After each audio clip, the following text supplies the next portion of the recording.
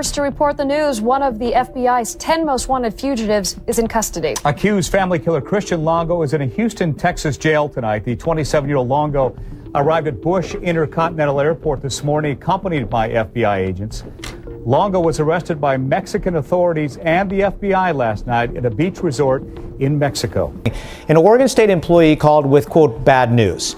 The man who killed her sister and their 3 young children would be removed from death row, and she'd have no say in the matter. It was a done deal. No one should have that power. State's attorney, and I was asked to testify by the state's attorney, which I just did. Answered the questions honestly and truthfully, and have cooperated all along the way. They have requested that I not discuss this case any further because it's an ongoing case, and so that's really all I can say. A Monroe County jury determines Christopher Coleman murdered his wife and 2 little boys. The verdict came on the 2nd anniversary of their killings. Raw drama in court as the cold-hearted killer who murdered his pregnant wife and 2 daughters is sentenced. The father of slain Shanann Watts gave an emotional statement venting his anger and grief. You heartless monster. You have no heart or feelings or love. Prison is too good for you. This is hard to say, but may God have mercy on your soul. History doesn't repeat itself. Evidence does. Not the names, not the places, not even the crimes. But the things investigators keep finding after they open the front door. A phone that contains a life no one else knew existed. A driveway camera that quietly contradicts a husband's story. Threats that weren't written by the person detectives were searching for, but by the person standing beside them. A man who disappears, another who builds an entirely different future, and now another ordinary house, another family, another investigation. At first, it looked like an unimaginable tragedy in Grand Haven, Michigan. But the deeper investigators looked, the more familiar some of the evidence began to feel. Not because the families knew each other, they didn't. Not because the crimes were identical, they weren't. But because, years apart and thousands of miles apart, investigators kept opening different case files and finding echoes of the same hidden lives. This is the story of those investigations. If you appreciate carefully researched documentaries built on evidence, consider subscribing. Let's open the newest file. A different set of detectives had once walked into a different kitchen and found nothing broken. No forced door, no shattered window, no sign that anyone had fought for their life anywhere inside the house. What they found instead was a purse sitting exactly where its owner would have set it down. A phone, powered off, on the counter. A wedding ring in its usual place. Prescription medication, untouched. A car, still parked in the garage. None of it proved a crime had happened. Together, none of it made sense either. A cluster of microphones stood in a driveway. Chris Watts stepped in front of them and asked his wife to come home. Asked his daughters to come home. If they could somehow hear him, he said, he wanted them back. But, I mean, could she event? Could she just taken off? I don't know, but if somebody has her and they're not safe, like, I want them back now. Like, that's what's in my head. Like, if they're safe right now, they're gonna come back. But if they're not safe right now, that's the not knowing part. Like, if they're not safe, last night I had every light in the house on. I was hoping that I would just ran over by the kids running in the door and just like barrel rushing me, but it didn't happen. And it was just a traumatic night trying to be here. Cameras held on his face for the length of the appeal.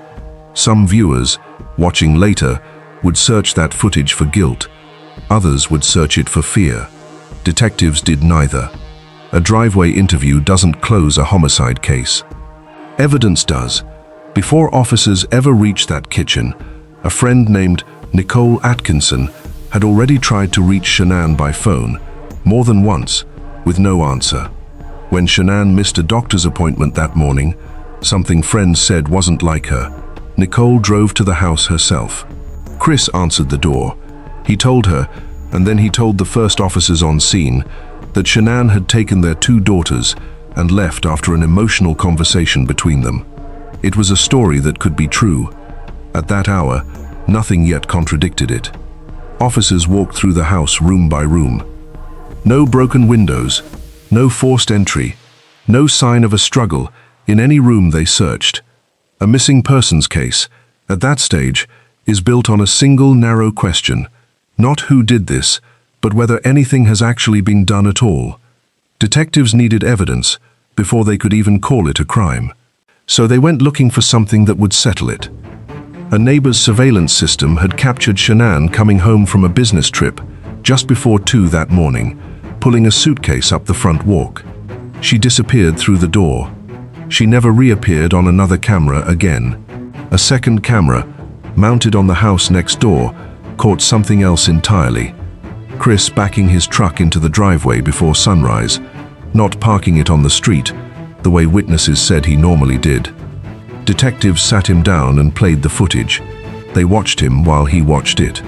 He shifted his weight, folded his arms across his chest, looked away from the screen more than he looked at it. None of that proved anything by itself. It was enough to keep them working.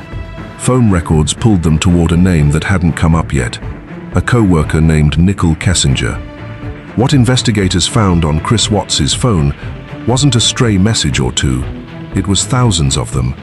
Plans for restaurants, weekend trips, apartments, a future being built in real time, weeks before his wife disappeared, in a set of conversations his wife had never seen. Detectives interviewed Kessinger directly. What she described matched what the phone had already shown, a relationship that had accelerated quickly, with plans that assumed a future none of Kris Watts' friends or family had any reason to expect. Financial records added another layer entirely. A bankruptcy, mounting debt, mortgage payments falling behind for months, none of it visible from a driveway or a Sunday barbecue. No single document in that pile was a confession.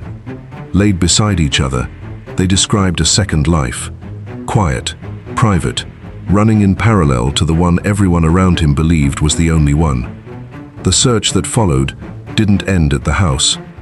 It ended at an oil work site Kris Watts had visited that same morning, the same site co-workers confirmed he'd been scheduled to inspect. Search teams walked the property tank by tank, battery by battery, cross-referencing every structure against the work orders that had put him there in the first place. They found Shanann's body in a shallow grave nearby. They recovered his daughters, Bella and Celeste, from separate oil storage tanks on the same property. He would eventually plead guilty to killing all 3 of them. He was convicted separately in connection with the death of Shanann's unborn son. Something in the file stayed open for the people who had worked it. Long before anyone found a body, they had already found a second future. Restaurants picked out, weekends planned, an apartment discussed. One that had been under construction for weeks, while the visible one carried on in the driveway, in the kitchen, in front of the cameras, as though nothing had changed at all. A purse that never moved had been the first clue. A phone that never stopped moving had been the last. Years later, in Michigan, another phone would go into an evidence bag the same way. It would not be the last time a phone told a different story than a driveway. The next file didn't open with a missing person. It opened with threats, emails sent to a family in Columbia, Illinois, warning that they were being watched. Some promised violence, some promised worse. Friends read them, co-workers read them. The family itself told police they were frightened by them, months before anyone died. Then words turned up scrawled across the interior walls of their own home, left there for whoever found the house next to read. The husband, Kris Coleman, ran security for a national ministry organization. He had reported the threats himself, months before anyone in his family died. Friends and co-workers had heard about the emails directly from him. On paper, that made him one more person under threat, not one more person to investigate. On May 5, 2009, police entered that home and found his wife, Sherry, and their 2 sons, Garrett and Gavin, dead. All 3 had been strangled. For a short window, the threatening emails looked like the explanation everyone had been handed in advance. Detectives followed that thread first, the way the evidence told them to at the time. Identify the source of the threats. Find whoever had been watching this family for months. Explain the murders as the outcome of a stalking case that had finally escalated. Then, computer forensics teams sat down with the family's hard drives. They traced the header data buried inside those threatening messages, server logs, login timestamps, IP addresses that never should have matched anyone inside the house, cross-referenced against login records pulled from Kris Coleman's own accounts. They matched Kris Coleman's own computer. The direction of the entire investigation reversed inside that finding. The man who had reported the threats had also sent them. Phone records and travel records added a second thread investigators hadn't been looking for when they started. A relationship outside the marriage that Kris Coleman had kept separate from everything visible about his life.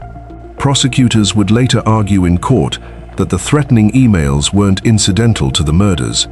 They were preparation for them, built months in advance, aimed at manufacturing a suspect who didn't exist, so that when the killings happened, there would already be a name in the file that wasn't his. Co-workers who had worked alongside him for years described someone trusted with other people's physical safety. He had spent his career trained to identify threats against other people. Prosecutors argued he had used that same training to manufacture one against his own family, well enough to hold up until the forensic examiners went looking underneath it. A jury convicted him of murdering his wife and both of his sons.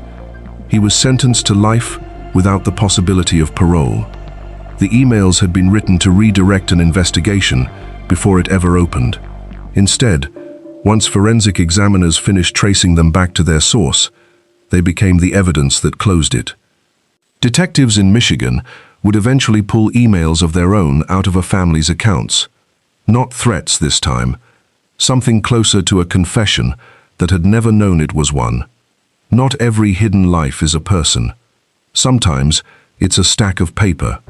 Bank statements pulled during a later fraud investigation showed a pattern repeating itself across state lines.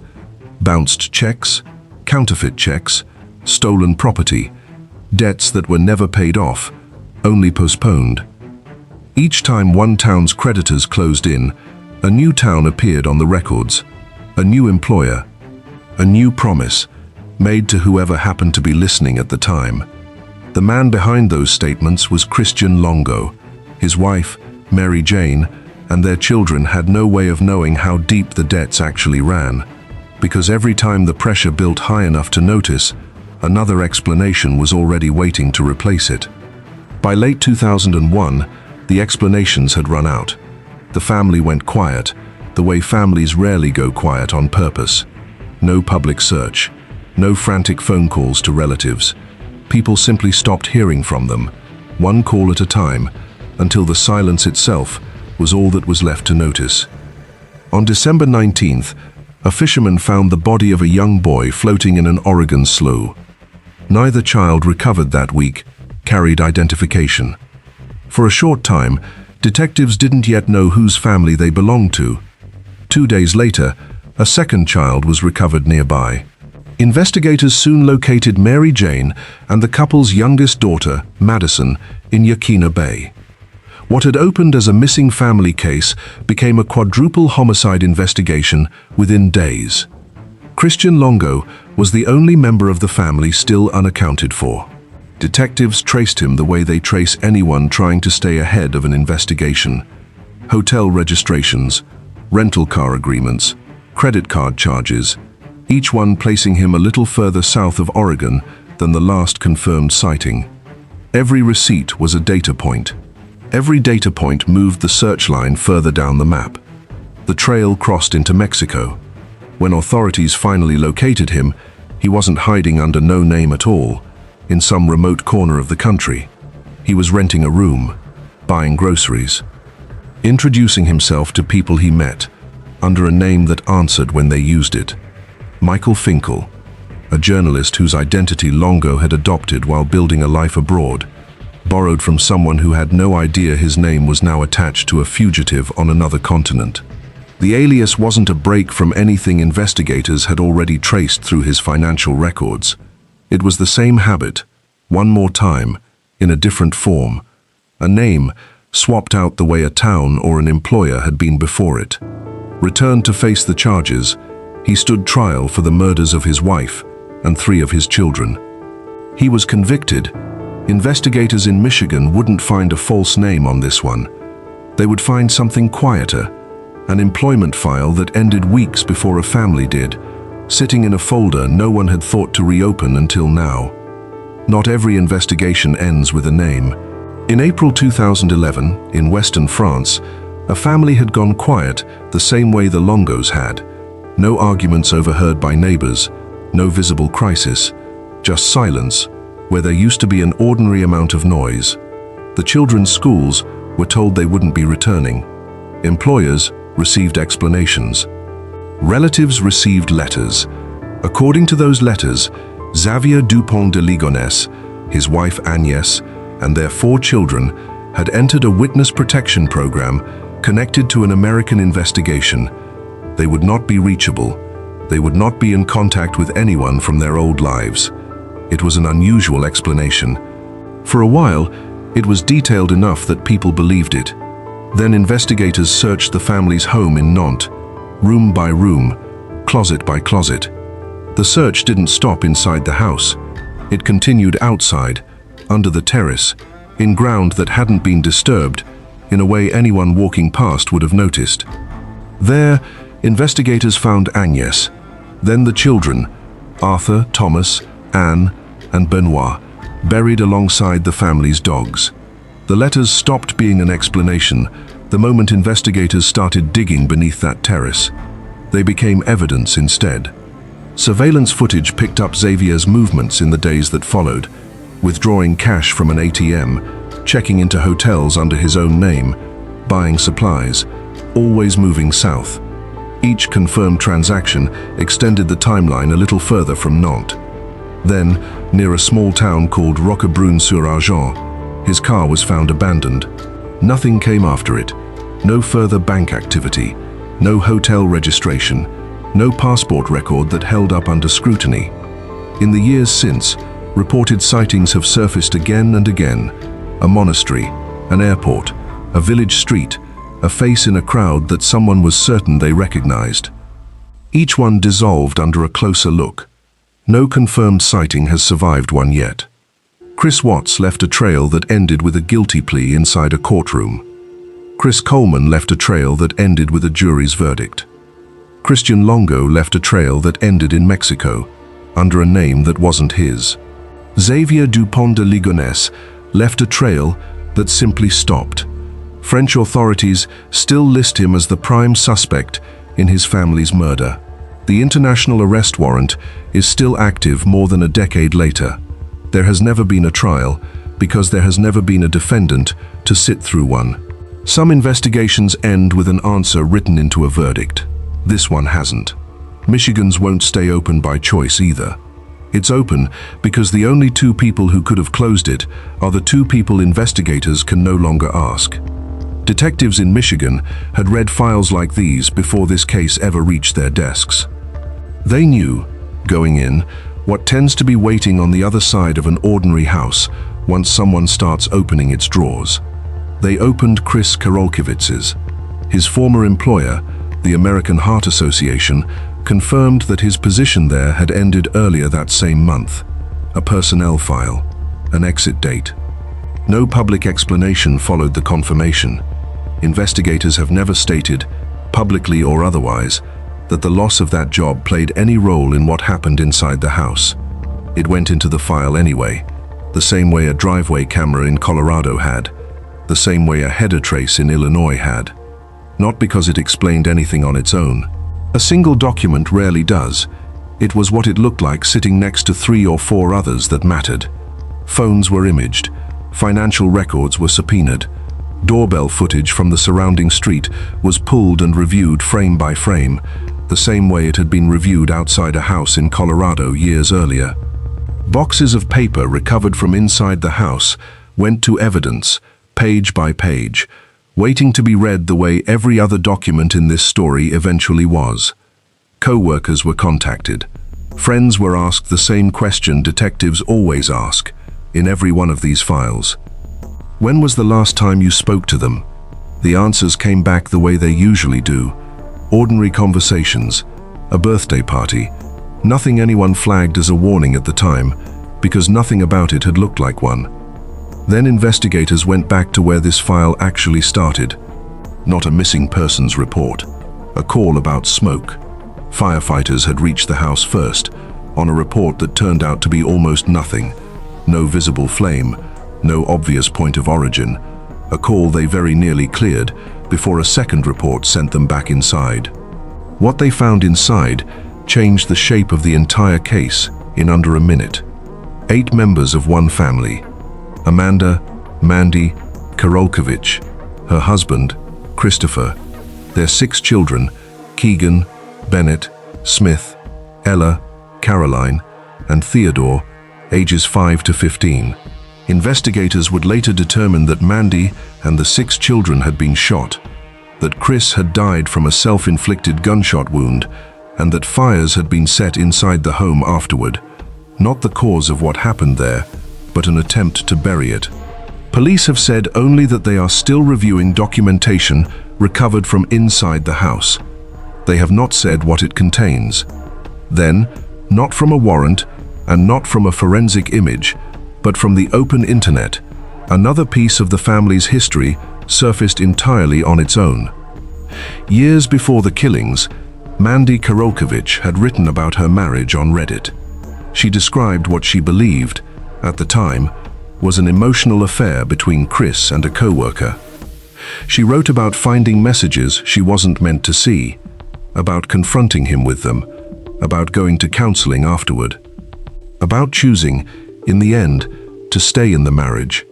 After the murders, those posts spread faster online than anything investigators had released through official channels. For a lot of people encountering them from outside the case, they felt like the missing piece. That isn't what they are. They are Mandy's own written account of a painful period in her marriage, composed years before anyone could have known how that marriage would end. Her words, her record, written for herself or for strangers on a forum, long before either of them had any reason to think a homicide file would ever contain them. Investigators have never publicly connected those posts, or the affair described inside them, to a motive for the murders. No prosecutor has stood in a courtroom and made that argument, because there is no courtroom. No one survived to be charged.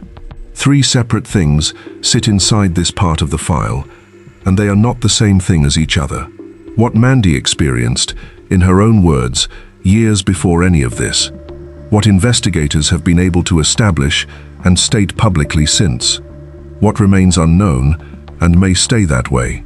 Somewhere in the space between them sits the question nobody has been able to close. Colorado's file closed with a guilty plea. Illinois' closed with a jury's verdict. Oregon's closed 3,000 miles from where it started, under a stranger's name. France's hasn't closed at all, more than a decade later. Michigan's file is still on someone's desk. It will be in the phones, the financial records, the documentation investigators have confirmed they are still reviewing and haven't said anything else about yet. The ordinary things, the ones that, in every one of these houses, have turned out to be holding the story the whole time. This case isn't closed. If you want to know whatever investigators find next, subscribe now, so the next video gets sent directly to your inbox.